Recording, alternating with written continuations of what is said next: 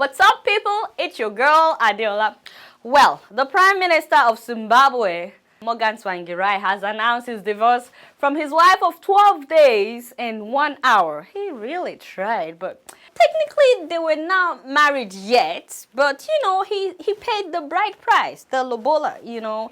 What happened was that in Zimbabwe, when you damage a woman, you pay lobola. You don't know what I mean by damaging a woman? That's like when you get her pregnant outside wedding. She's 39 years old, and she already has a 16-year-old son from her previous marriage, but he got her pregnant, so he damaged. He did some kind of damage. That's the thing.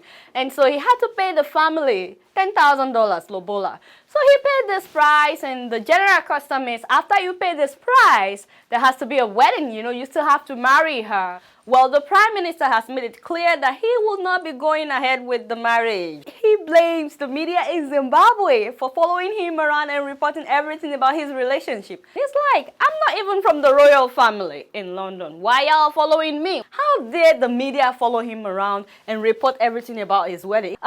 Did I tell you that like a few weeks ago he was telling his friends that he was gonna get married to another lady from Harare? Her name is Elizabeth. That was just like a few weeks ago. And then he found out that Lokodia is pregnant with twins, and so he paid damage. He has 6 children from his previous marriage with his late wife, bless her heart. And did I tell you that another lady had a son for him in March? This March, yeah, it was March this year. Another lady had a son for him. But ladies and gentlemen, no need to worry about all these baby mamas. The Prime Minister has assured everyone that when the right woman comes for marriage, he will let us know. I just think he needs to get together with Herman Cain, you know, and they should have a party, you know. Better still, he should get together with the King of Swaziland.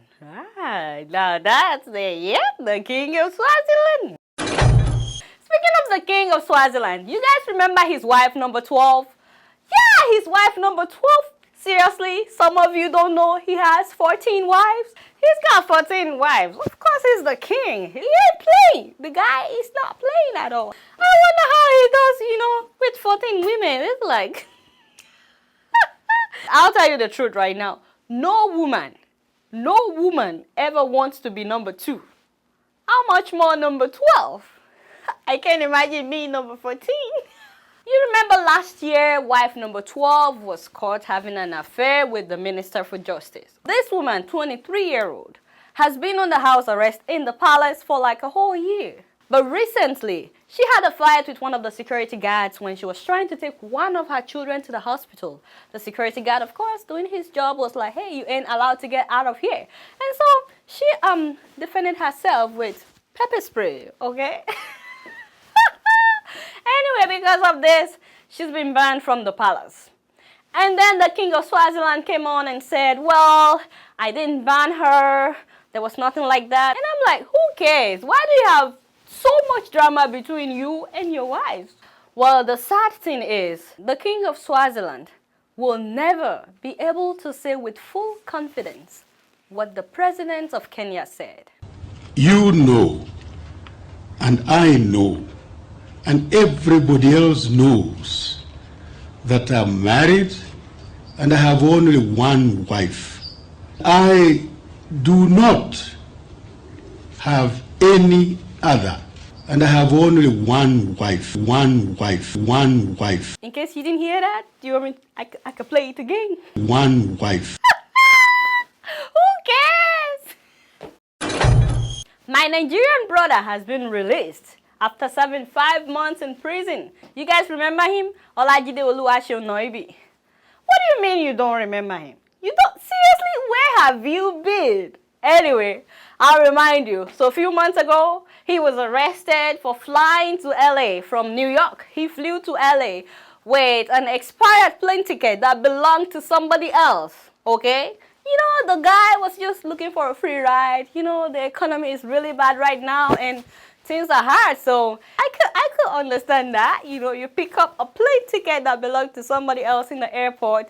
When they asked for his ID, you know, to look at the name on the ticket with the name on his ID, he said he recently lost his ID and he had a police report that said his ID has actually been stolen. And that was how he was able to make his way from New York to LA. Whew. He was really lucky. Would you say, like, how lucky is that? A free ride from New York to LA? And you would think that he would wisen up after that and do a little self-talk, you know, something like, I say to myself, I say self, myself said, don't do that again. Instead, he decided, whoa, hey, what? Why don't I do this again? So he decided to try it again.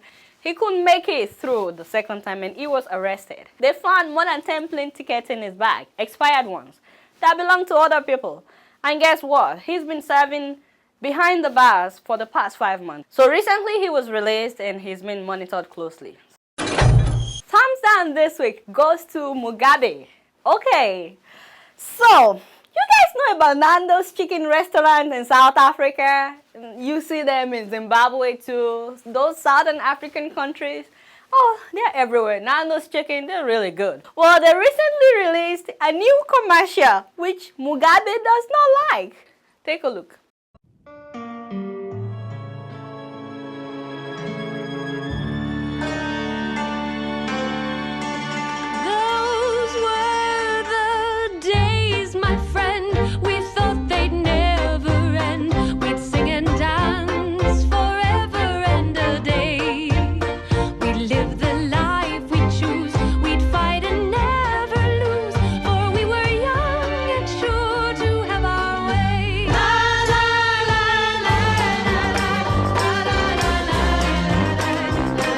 This time of year, no one should have to eat alone. So get a Nando's 6-pack meal for 6. Anyway, so Mugabe is saying this commercial portrays him as the last standing dictator. And he's not able to get enough dictators to attend his Christmas party. I don't see anywhere in the commercial that talked about him being a dictator or whatever. Did you? So you know what he's doing? Whenever anybody goes to Nando's chicken restaurant to buy something, Mugabe sends his thugs to go and harass them. So if you're carrying a bag of Nando's chicken and Mugabe's boys see you, they run after you and they harass you. They could beat you up. Anything.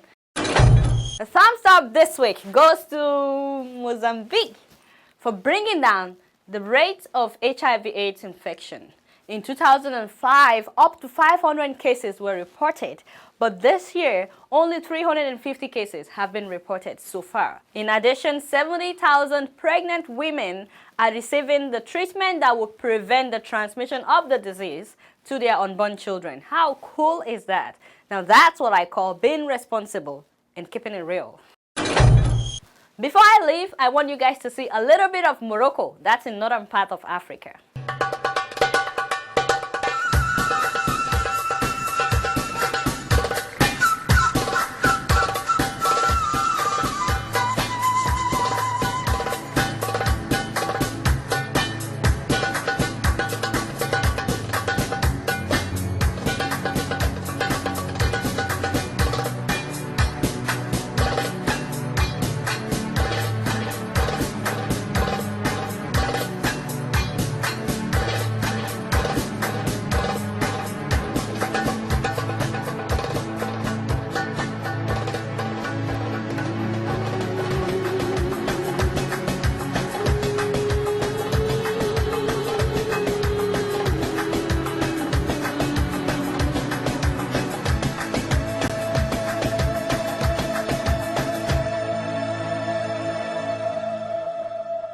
It's been real, y'all, and I'm keeping it real right up in here. Until next week, I'ma see y'all later. Peace out.